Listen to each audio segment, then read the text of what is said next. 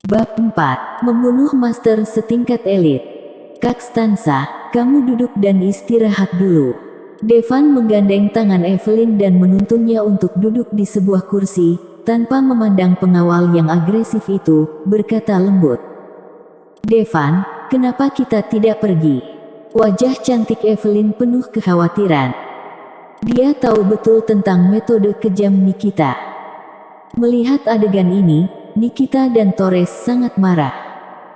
Sebab, yang diminta Devan untuk Evelyn duduk persis di tempat orang tua mereka akan duduk. Saat ini, para pengawal juga maju. Devan langsung menghadapinya. Bok! Dia menendang dada seorang pengawal. Pengawal itu segera terpental mundur lebih dari 10 meter, menjatuhkan banyak meja, kursi, bangku. Bang bang bang. Setiap kali Devan bergerak, salah satu pengawal akan terpental mundur, memuntahkan darah dari mulutnya, tidak bisa bangun lagi. Semua pengawal, maju, teriak Torres saat melihat ini.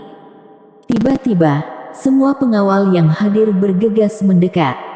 Ada hampir 40 atau 50 dari mereka.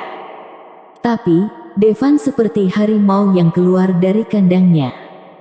Satu pisau tangan untuk meremukkan tenggorokan seseorang. Dengan satu tinjuan, dada orang lain remuk. Dengan satu tendangan, dia menendang orang terpental lebih dari 10 meter. Dalam sekejap, puluhan pengawal semuanya memuntahkan darah dan jatuh ke tanah, tidak tahu masih hidup atau mati. Menjatuhkan semua pengawal, Devan berjalan selangkah demi selangkah menuju Nikita yang sudah terdiam. Nikita menatap wajah familiar di depannya, tapi saat ini, dia merasa sedikit takut. 3 tahun lalu, Devan hanyalah anjing penjilatnya, dia akan datang dan pergi saat Nikita memanggilnya. Bahkan jika dia meminta Devan untuk meminum air cuci kakinya, Devan tidak berani menolak.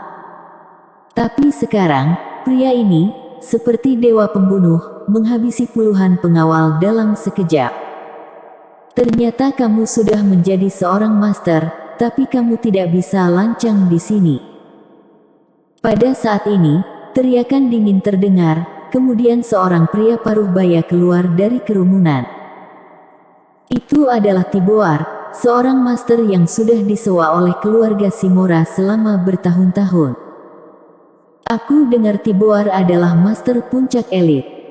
Kekuatan master biasa, dari tinggi ke rendah, dibagi menjadi mitik, legend, super, elit 4 level. Meskipun master elit adalah master terendah, tapi master terendah juga beberapa kali lebih kuat dari orang biasa. Sangat mungkin untuk melawan lusinan dari mereka sekaligus. Devan mampu mengalahkan 50 pengawal. Jelas dia adalah seorang master. Tuan Tiboar, aku serahkan padamu. Nikita menyipitkan matanya dan berkata, bocah, meskipun kamu sudah berlatih, disebut master bukan berarti bisa sukses menjadi seorang master. Kamu selamat karena keberuntungan, kamu harusnya tidak boleh kembali.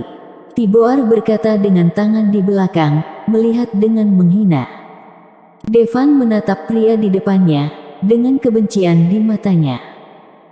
Karena, dia ingat dengan jelas bahwa Tiboar yang menyerangnya 3 tahun lalu, menjatuhkannya, kemudian mencabut ginjalnya ketika kesadarannya kabur. Ada Tiboar di sini, bocah ini akan hancur. Sayang sekali, tidak memiliki waktu terakhir dengan si Dewi Nikita sampai waktu matinya. Semua orang memandang Devan seolah-olah mereka sedang menonton badut. Mereka cukup puas dengan drama hari ini. Mati. Mata Tiboar penuh dengan penghinaan, dia segera bergegas ke Devan, kelima jarinya berubah menjadi cakar, meraih kepala Devan. Ingin membunuh dengan satu serangan. Bok! Ada suara keras. Kemudian tubuh Tiboar terpental mundur. Dia menabrak pilar di aula dengan keras, kemudian jatuh. Terlihat dada Tiboar benar-benar penyok, darah muncul dari seluruh lubang tubuh. Cepat, cepat undang guruku." Tiboar mengucapkan kata-kata ini dengan susah payah, kemudian mengalami penyesalan berat. Dia tidak pernah berpikir bahwa Devan yang sudah menghilang selama 3 tahun akan menjadi begitu kuat. Dia benar-benar membunuh Tiboar. Bagaimana mungkin? Tiboar adalah master elit puncak. Semua orang melihat pemandangan itu dengan tak percaya. Bahkan jika dia bisa membunuh Tiboar, kenapa memangnya? Katanya guru Tiboar adalah master legend. Dia jatuh dalam bencana. "Tidak usah guru Tiboar, aku akan membunuhnya." Saat ini, seorang pria tampan keluar. Auranya jauh lebih kuat daripada Tiboar. Master level super. Kerumunan berseru.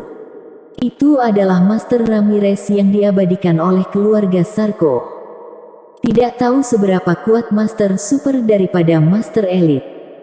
Untuk mengundang master seperti itu melindungi keluarga Sarko menghabiskan puluhan miliar setiap tahun.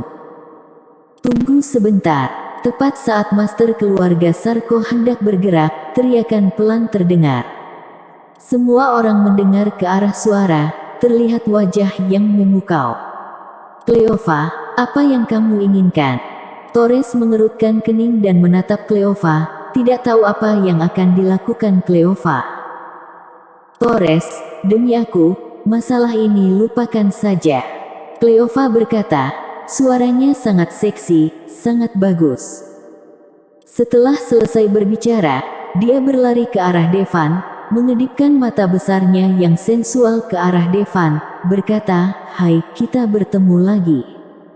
Apakah aku mengenalmu?" Namun, Devan hanya sembarang melirik Cleova dan berkata, "Stasiun kereta, kamu menyelamatkanku, kamu lupa." "Oh, aku sangat kotor saat itu, wajar saja kamu tidak mengenaliku." Cleova meletakkan wajah cantiknya di depan Devan, tersenyum. Saat ini, Cleova sudah mandi dan berganti pakaian menjadi seragam all hitam, kakinya yang panjang ditutupi stoking hitam. Dengan penampilannya yang seperti Dewi, dia hampir secantik Nikita. Dia juga diundang ke pernikahan Nikita. Cowok, lihat baik-baik gadis ini. Kamu bahkan tidak melihatku saat itu. Sekarang kamu kaget ya, terpana, menyesalkan El." Namun, Devan tetap tidak menatap Cleova secara langsung, berkata dengan acuh tak acuh, "Minggir. Hei, kenapa kamu begini? Aku di sini untuk membantumu." Cleova membuka mulutnya dan berkata tidak puas. "Aku tidak butuh bantuanmu," kata Devan dingin. "Cleova, kamu tidak bisa terlibat masalah hari ini. Devan membunuh begitu banyak orang dan mempermalukanku di depan umum. Kamu mau aku gimana? Aku akan cabut ginjalnya," kata Torres dengan ekspresi dingin. "Paman Jagat, berapa peluangmu untuk menang melawan Ramirez?" Cleova bertanya sambil menatap pria paruhbaya yang mengikuti di belakangnya. Jagat adalah master sewaan keluarga Hansami. 50-50. Pria paruhbaya itu menjawab. "Devan, aku minta Paman Jagat untuk menghentikan Ramirez. Kamu bawa pacarmu dan lari segera," kata Cleova kepada Devan. "Aku bilang tidak usah." Devan mengerutkan kening. Wanita ini benar-benar merasa benar sendiri. "Serah kamu mau bilang apa, Paman Jagat, aku serahkan padamu," kata Cleova dengan tegas. Panco segera berdiri di depan Devan. Melihat pemandangan ini, Ramirez mendengus dingin, lalu menyerang Panco. Panco Jagat awalnya mengira bahwa dia dan Ramirez sama-sama master awal super, jadi mereka seharusnya bisa seri. Tanpa diduga, hanya dengan 3 gerakan, dia dipukul mundur. "Panco, tidak sangka ya, aku sudah jadi master tengah super." Ramirez mencibir. Bersambung. Bab 5. Apa yang harus aku katakan jika dia tidak bisa menerimanya? Kamu benar-benar menerobos.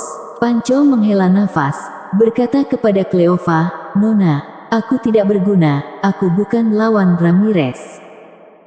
Devan, aku sudah mencoba yang terbaik, kamu bisa menyelesaikannya sendiri. Cleova mengangkat bahu tak berdaya.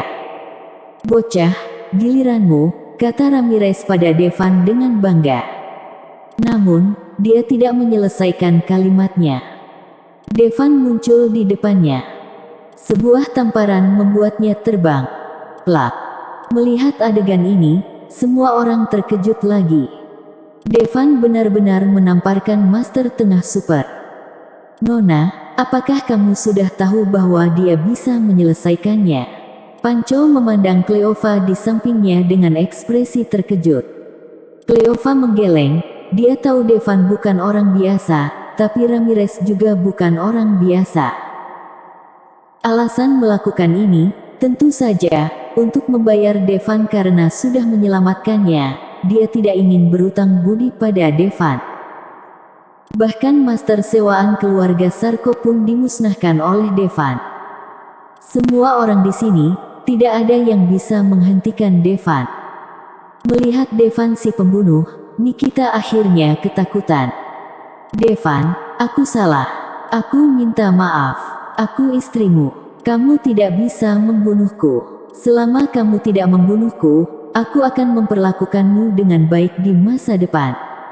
Bukankah kamu selalu ingin tidur denganku? Aku akan tidur denganmu hari ini, kata Nikita gemetar. Saat ini, untuk bertahan hidup, dia tidak bisa berpura-pura lagi, benar-benar mengucapkan kata-kata tak tahu malu seperti itu. Kata-kata Nikita membuat Torres sangat marah hingga hendak menyemburkan api.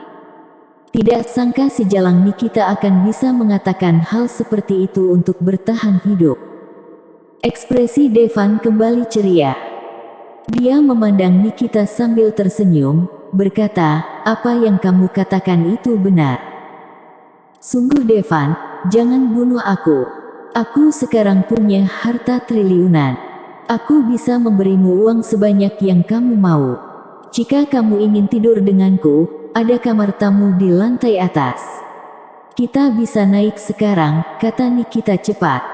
Nikita, Torres jengkel, tapi tak berdaya. Bocah, kamu berani membunuh orang di Doujin, apakah kamu masih menganggap bisa melawan hukum? Pada saat ini, teriakan marah terdengar dari udara. Saat berikutnya, seorang pria berbaju sirah masuk ke aula. Di belakangnya, diikuti oleh ratusan orang yang juga mengenakan baju besi. Tentara Apurva. Melihat tentara Apurva datang, ekspresi senang muncul di wajah Nikita. Dengan cepat dia berkata, Kapten Vellano, cepat, tangkap si maniak pembunuh ini, dia ingin membunuhku, bunuh dia segera. Vellano, komandan tentara Apurva, adalah master yang sangat kuat. Ada ribuan prajurit di bawah komandonya, yang merupakan perwakilan dari kekuasaan tertinggi. Intinya, mereka memiliki hak untuk menggunakan senjata api secara legal. Tiba-tiba, moncong hitam yang tak terhitung jumlahnya mengarah ke Devan. Bahkan jika Devan adalah seorang master, menghadapi begitu banyak prajurit yang terlatih dan didukung senjata api, dia pasti akan mati. Namun, Devan bahkan tidak melihat ke arah tentara Apurva.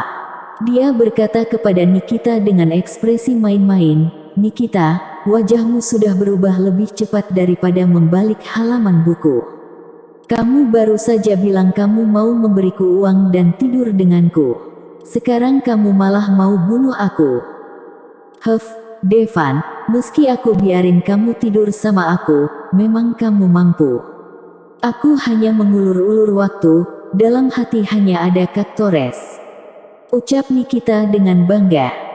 Ekspresi Torres sedikit tidak wajar, tapi sulit untuk mengatakan apapun saat ini. Nikita, kamu tidak takut, mereka tidak bisa menjatuhkanku. Devan memasang senyum menawan di wajahnya. Nikita tidak bisa menahan menelan ludah ketika dia mendengar kata-kata itu. Namun melihat ratusan tentara Apurva bersenjatakan senjata api, dia langsung menjadi penuh percaya diri. Dia berkata dengan dingin, "Devan, jangan berpikir tidak ada yang bisa menundukkanmu hanya karena belajar bela diri beberapa hari." Devan melirik Velano dan berkata, "Dia benar-benar tidak bisa menundukkanku." "Bocah, kamu masih berani gaya di depan tentara Apurva, tiarap ke bawah," Velano berkata dengan marah. Namun, saat dia selesai berbicara, sebuah benda hitam tiba-tiba mengenai wajahnya.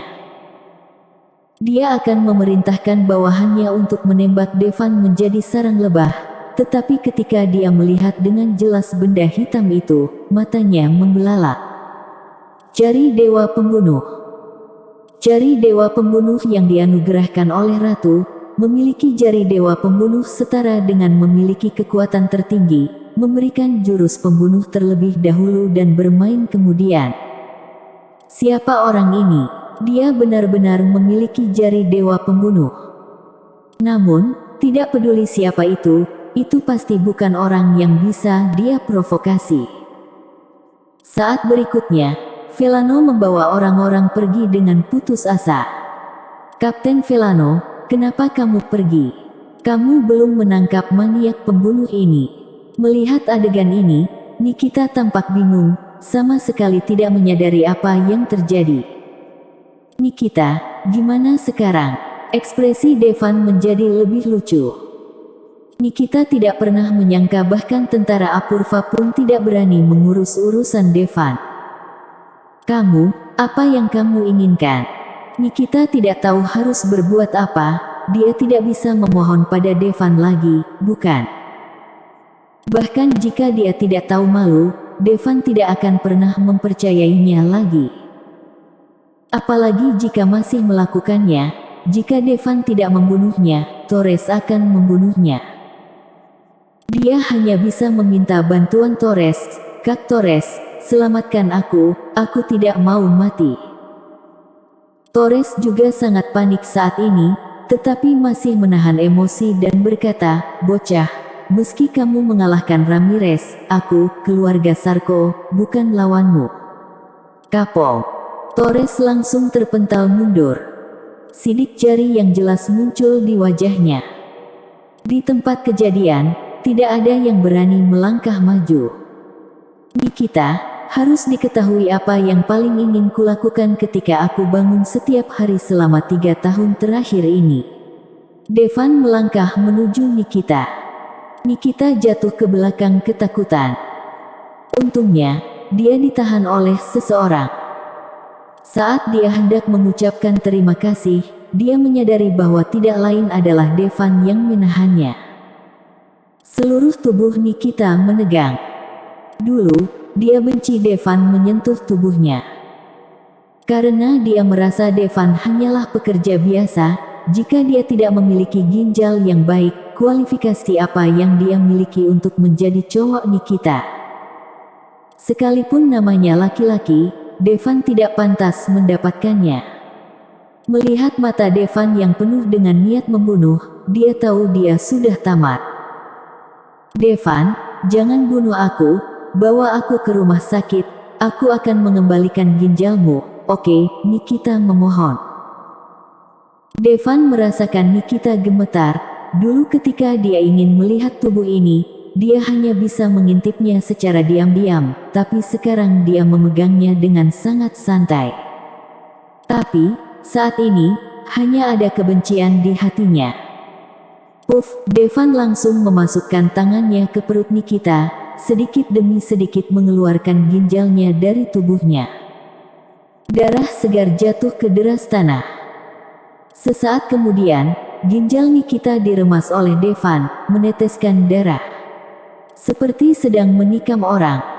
"Membawamu ke rumah sakit. Maaf, aku berjanji pada guruku bahwa ketika mencabut ginjalmu, kamu tidak akan pernah diberi anestesi.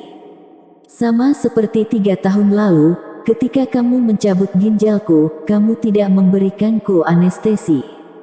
Ekspresi Devan sangat dingin. Bersambung.